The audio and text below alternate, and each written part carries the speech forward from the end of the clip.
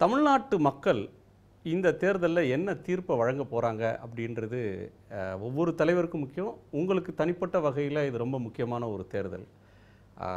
2 ஆண்டுகளுக்கு முன்னால் நீங்கள் பதவி ஏற்ற போது இந்த ஆட்சி எவ்வளோ நாள் நீடிக்கும் அப்படின்னு ஆருடம் கணிக்கப்பட்டது. எவ்வளோ நாள் தாக்கு பிடிப்பீங்க அப்படின்னு பேச்சு வந்தது. இப்போ 2 ஆண்டுகள் நிறைவு செஞ்சிட்டிங்க. இது உங்கள் கட்சியினுடைய எம்எல்ஏக்கள் உங்களை ஏற்றுக்கொண்டுட்டாங்க. கட்சியோட நிர்வாகிகள் இந்த தலைமை அப்படின்ற ஒன்றை ஏற்றுக்கொண்டாங்க. மக்கள் இந்த தலைமையை ஏற்றுக்கொள்கிறாங்களா? தமிழ்நாட்டு மக்கள் உங்கள் தலைமையை ஏற்றுக்கொள்கிறாங்களான்றதுக்கு இது ஒரு மிகப்பெரிய ஒரு டெஸ்ட். இந்த டெஸ்ட்டில் பாஸ் பண்ணுவீங்களா? அதாவதுங்க, மாண்புமிகு புரட்சித் தலைவி மறைவுக்கு பிறகு கூட்டுறவு சங்க தேர்தல் நடந்தது. அந்த கூட்டுறவு சங்க தேர்தலில் இமாலய வெற்றியை நாங்கள் அடைஞ்சோம். கிட்டத்தட்ட 96% வெற்றியை நாங்கள் பெற்றுக்கிறோம். அதே மிகப்பெரிய வெற்றி. கூட்டுறவு சங்கம் மூலமாக விவசாயிகளுக்கு பல்வேறு நன்மை செய்ய முடியும். அதே போல் கூட்டுறவு சங்கத்தின் மூலமாகத்தான் நியாயவிலைக் கடைகள் இயங்கப்படுகின்றன. பொது விநியோக திட்டம் அது கிட்டத்தட்ட பார்த்திங்கன்னா 100% மக்கள் பொது விநியோக திட்டத்தினால் பயனடைகிறாங்க. அப்படிப்பட்ட மிகப்பெரிய திட்டத்திற்கு எங்களுடைய ஆதரவிலே இன்றைக்கு பல பேர் எங்கள் கட்சியை சேர்ந்தவங்க அந்த கூட்டுறவு சங்க தேர்தலில் வெற்றி பெற்று இன்றைக்கு பொறுப்புக்கு வந்திருக்கிறாங்க.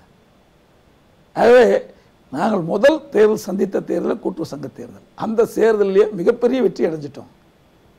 இப்போது நாடாளுமன்ற தேர்தல், சட்டமன்ற இடைத்தேர்தல் 2 வருகிறது. 2 தேர்தலுமே நிச்சயமாக மக்களிடத்திலே பேர் ஆதரவோடு மிகப்பெரிய வெற்றியை அனைத்து இந்திய அண்ணா திராவிட முன்னேற்ற கழகம் எங்களோடு கூட்டணியில் இடம்பெற்றுகின்ற கட்சிகளும் முழு வெற்றி பெறும்.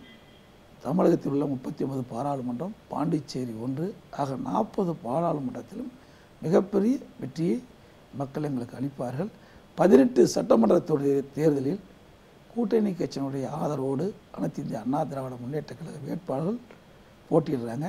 அந்த 18 சட்டமன்ற இடைத்தேர்தலிலும் எங்களுடைய கழக வேட்பாளர்கள் நிச்சயமாக உறுதியாக வெற்றி பெறுவார்கள். அந்த வெற்றியின் மூலமாக உங்கள் தலைமை அங்கீகரிப்பாங்க அப்படின்னு மறைமுகமாக சொல்கிறீங்கன்னு நினைக்கிறேன்.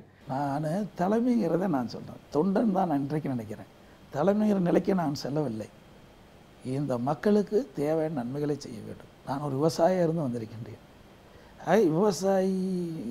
விவசாயி மட்டுமல்ல, விவசாய பணியை மேற்கொண்டிருக்கின்றேன். இன்றைக்கும் விவசாயம் செய்து கொண்டிருக்கின்றேன். ஆகவே இது பிரதான தொழில் விவசாய தொழிலினுடைய தொழில். இன்றைக்கி தமிழகத்தில் பார்த்திங்கன்னா 165 பேர் விவசாய பணியை தான் மேற்கொண்டிருக்கிறாங்க. விவசாய தொழிலாளர்களும் அதிகமாக இருக்கிறாங்க. ஆகவே விவசாயம் செழிக்க வேண்டும் என்றால் நீர் ஆதாரம் மிக முக்கியம். அந்த நீர் மேலாண்மை திட்டத்தை அம்மாவுடைய அரசு கவனமாக இருந்து செயல்பட்டு ஒரு சொட்டு நீர் கூட வீணாகாமல் பாதுகாக்க வேண்டும் என்பதுதான் எங்களுடைய முதன்மையான திட்டம். கூட்டணி அப்படின்ற ஒன்றுக்கு போகிறதுக்கு முன்னாடி இந்த 18 எம்எல்ஏக்கள் அப்படின்றதில் வெற்றி பெறுவோம் அப்படின்னு சொல்கிறீங்க.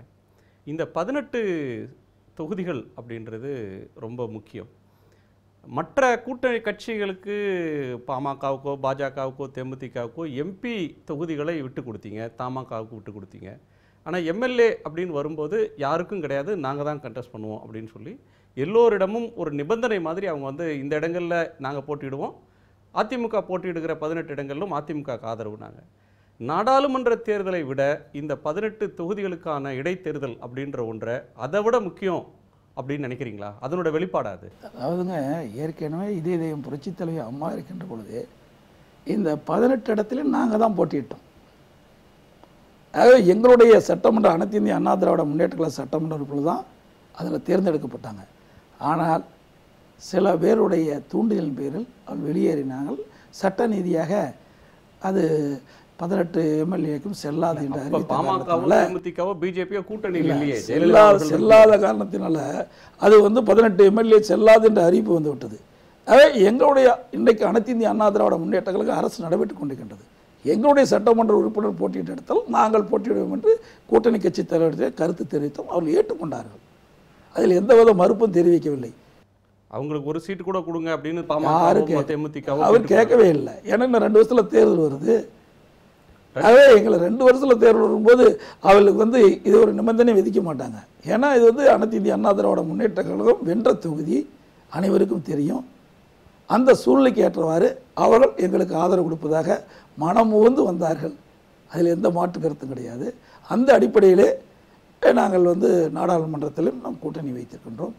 அப்படி கூட்டணி வைக்கின்ற பொழுது கூட அந்தந்த கட்சிக்கு தக்கவாறு அவர்கள் வந்து தொகுதி உடன்படிக்கை ஏற்பட்டது. ஒவ்வொரு தொகுதி ஒவ்வொரு கட்சிக்கும் எவ்வளவு தொகுதி ஒதுக்க வேண்டும் என்று பல முறை பேச்சுவார்த்தை நடைபெற்று அந்த இறுதி கட்டத்தை அடைந்து நாங்கள் வெளியிட்டோம்.